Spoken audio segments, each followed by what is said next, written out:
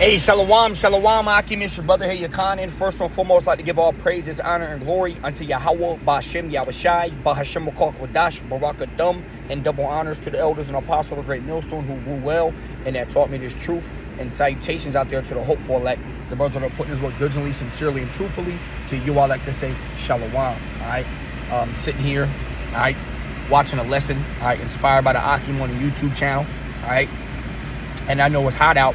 All right, and it's the time where demons start to come out, all right, because they know it's supposed to be a so-called happy time, all right, because it's nice out, everybody's moods is up, you know, people are outside more, having cookouts, you know, outside swimming, the kids is out having fun, they out of school, so, you know, the demons are ramping up, man, all right, making brothers, you know, lives harder, or, you know, brothers are, anxiety is going up, or, you know, depression is coming back. And let me just say that, brothers, man, we in this truth, man, we supposed to be the light of the world. You know what I mean? You got to be able to pick yourself back up, man. All right? Being in this truth is not a burden. Being in this truth is a blessing. A lot of times, brothers treat this truth like being in it is a burden, man. All right? It's not a fucking burden. All right? It's a great thing that you know that the end is coming. All right? Now, yeah, it's hard because we got to endure, and we know we ain't really supposed to be in this world, but we got to endure, man. That's why scriptures talk about enduring, man. And then Matthew 24:13, those that are enduring to the end, shall be delivered, roughly paraphrasing. All right, but we got to understand that we supposed to walk around, you know, somewhat happier than the people in the world. The people in the world don't have a fucking clue what's to come. They think that all it's just America, money, social media, vacations, and partying and drinking. That's all, and watching sports. That's all they think this life is.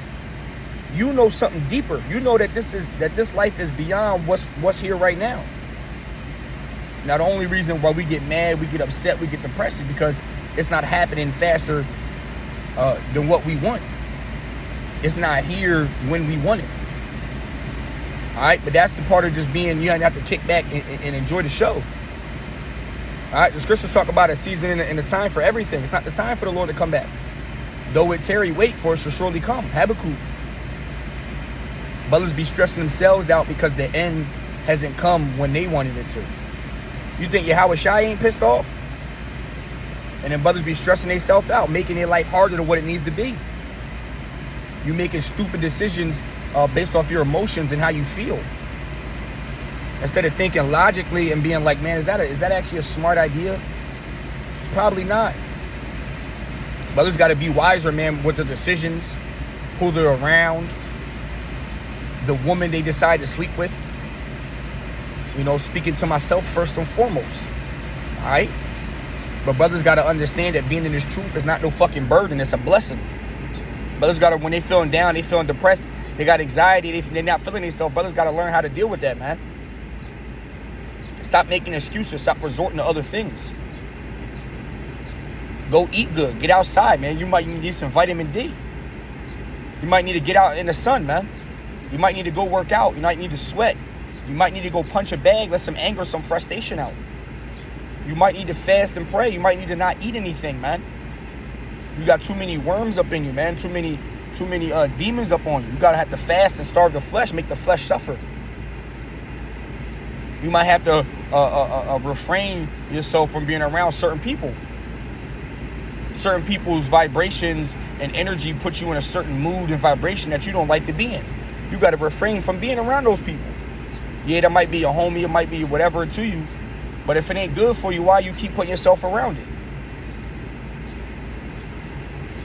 Brothers got to learn to detach themselves from certain things, man, and situations and people. Are you going to keep having the same result?